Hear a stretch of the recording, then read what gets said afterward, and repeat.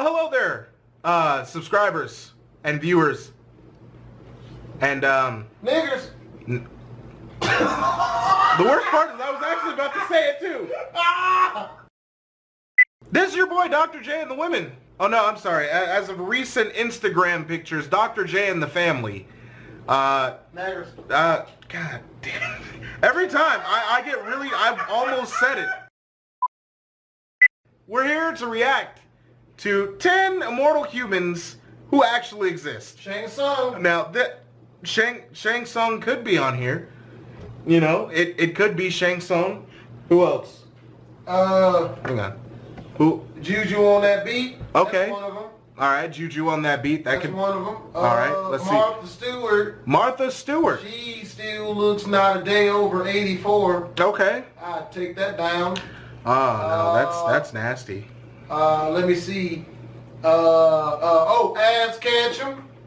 Ash Ketchum from the Pokemon. He's immortal. Hasn't aged a day over 13 in like 40 years. White power. I'm gonna need you to stop doing what you're doing. What am I doing, Darky? God damn it. What am I doing? Can you not call me Darky? Can you know what do you what do you want then, from me? Then my subscribers are gonna think Your it's okay to call me baby's Darky. mamas. Racist You like that? motherfucker. But yes, ladies and gentlemen, today we're here to watch 10 immortal humans White power? who actually exist. This video is by the richest. I'm just gonna ignore him. We're just gonna act like he's not there. If you guys want to watch the original video, there's gonna be a link in the description down below. Make sure to check them out. If there's hate in your heart, you let it out. It's gonna take you to the original video on the richest White channel. power. Please make sure to like, comment, and subscribe. Roll the tape. It's the goddamn worst. They say two certainties in life are death and taxes. Well, whoever said that never met these following individuals. Sure, we will all die eventually, but these following cases show that death can sometimes have a rather difficult time coming to collect when the person in question just won't die. Bombings, plane crashes, gunshot wounds, and extreme exposure to the elements. Suffering one of these would likely kill any one of us. However, these individuals who just wouldn't die left everyone else wondering if they were truly immortal. Betty Lou Oliver. In late July 1945, New York City was shrouded in fog. The weather made flying extremely dangerous, and this was demonstrated when a bomber flew into the Empire State Building. Oh shit. In addition to killing 14 people, the collision threw elevator attendant Betty Lou Oliver through the air. Badly burned, she also suffered from a broken pelvis, back, and neck. When rescuers arrived, they put Oliver on an elevator to evacuate her. On the way down, the cable broke and the car she was in plummeted 75 stories into the basement. Miraculously, she survived and set a world record for making it out of the longest elevator fall in history. Well, damn. Betty Lou Oliver, you a real one. Holy shit. I'm willing to bet there's gonna be like the living version or the real life version of like Solomon Grundy on this bitch, or like Doomsday. Ladies and gentlemen, let's try to make some predictions. I'm gonna predict, well, I would have predicted Fidel Castro. For the longest, they had been trying to kill that motherfucker for years. I guess just recently, I don't know how long ago, he must have died or just gave up on being an evil asshole. But yeah, I'm gonna predict Fidel Castro. Let's see here. Oh, my virginity, because I've been trying to kill that shit for years, but never worked.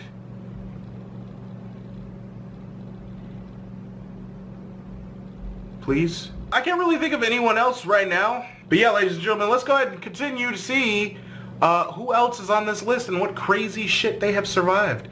Roy C. Sullivan. Your odds of being struck once by lightning vary depending on where you live. However, in general, it's about 1 in 10,000. Then there's Roy Sullivan. The ex-park ranger holds a Guinness record many of us would not want. As you can guess, it has to do with lightning strikes, which in Sullivan's case added up to 7 officially recorded strikes. Well, damn. Between 1942 and 1977, lightning cost him his eyebrows, his hair, a toenail, and burned his legs and chest, but he lived. Clearly immortal to anything nature could throw at him, Sullivan ended up dying at his own hands when he shot himself in 1983. What the hell? So you figured, oh, well, I mean, since nature can't take me out, I am immortal. Let's see what's gonna happen now. Hey guys, watch this, it's gonna be awesome. And shot yourself? Well, goddamn. That's awful. Roddenberry. You probably best know him as the creator of Star Trek. However, before this and before his death from a heart attack in '91, we're pretty sure Gene Roddenberry might have been immortal. How do we know? Well, he survived 3 separate plane crashes that killed others, yet he survived. The first was a bomber he was piloting. The second was a plane on which he was a passenger. The final and worst of these was a passenger plane which caught fire and crashed in the Syrian desert in 1947, killing 15 people. Yet the worst he received from any of these incidents was a couple of broken ribs. Brian Blessed. Well, damn. Boy, he is a real one. You survived 3 plane crashes? You survived 3 plane crashes, and you came out with only a couple broken ribs. That's pretty fucking amazing, to be honest with you. Like, I don't even know what to say about that. When death comes knocking, Brian Blessed practically punches it in the face and just keeps going. The former Flash Gordon actor has lived a life that would make... That's where he was from! Flash Gordon! He did look familiar, but I couldn't tell from where. And then he looked old. Well, actually, he didn't really age too bad. That's what's up. He looked good. That's good, though. It's good. Dos Equis guy ashamed. He might even be immortal. After all, he has survived an ascent up Mount Everest, reached an altitude of 28,000 feet with no oxygen. Not done there, he walked to the magnetic North Pole. When a polar bear came ripping into his tent, he simply punched the great beast in the nose and sent it running. Finally, in 2015, he collapsed on stage while performing King Lear thanks to a bad heart. Unconcerned, he returned 20 minutes later to finish the play. Oh, shit. Beck Weathers. In 1996, Mount Everest and Mother Nature teamed up to kill Beck Weathers, and they failed miserably. It was a trip that should have killed the American. After all, it killed 12 others. Having lost his sight and caught in a storm, the group he was with ran out of oxygen high up on the mountain. Weathers, in no state to continue on, was left behind. On 2 other occasions, rescuers encountered Weathers, but believed him to be a lost cause for rescue. Even his wife was informed of his death. However, despite frostbite to most of his body, the adventurer couldn't be killed, and after awakening from his hypothermic coma, descended the mountain to live another day. That's what's up, man. Look at that shit. They told your wife you was dead, and you woke up and was like, nah, fuck that. And walked down the mountain, frostbitten and everything, and went home and was just like, hey, baby, how you doing? And your wife probably was like unconsolable, thinking that you were some kind of fucking ghost coming in the house to like haunt her or like eat her brains or something. That's crazy, son. That's crazy. You know what? I wish that I had crazy stories like that. Well, I don't, because that means that, like, you know, I would have got injured pretty bad, and I'm a bitch when it comes to injuries. Like, I am. I broke my thumb and my nose. My nose will never heal right. Like, I mean, you guys probably can't tell, but my nose will never heal right. I've been kicked in the nose like so many times. Like, it just, sometimes like it just randomly starts bleeding. You know, like if I move it, you can hear a clicking, or I feel a clicking in there, but you can't hear it, I guess. You'd have to feel it. But yeah, that's crazy though, dude. To be dead, to be proclaimed dead by 2 other people, by the way. Separate incidents. Somebody came across you, thought you were dead, so they just kept it pushing, didn't say anything. And then somebody else thought you were dead, and they just left. You know, told everyone you was dead, told your wife. Then you wake up a few days later like, yeah, that was a good nap. Go home. Bro, that's thug life like a motherfucker right there. Hugh Glass. If you've seen The Revenant, then you know Leonardo DiCaprio's character Hugh Glass survived some incredibly dangerous moments. Sure, some parts of the story are added in for dramatic effect, but a lot of it actually happened. For instance, the real Hugh Glass survived an attack from Arikara warriors, a fight in which he was shot.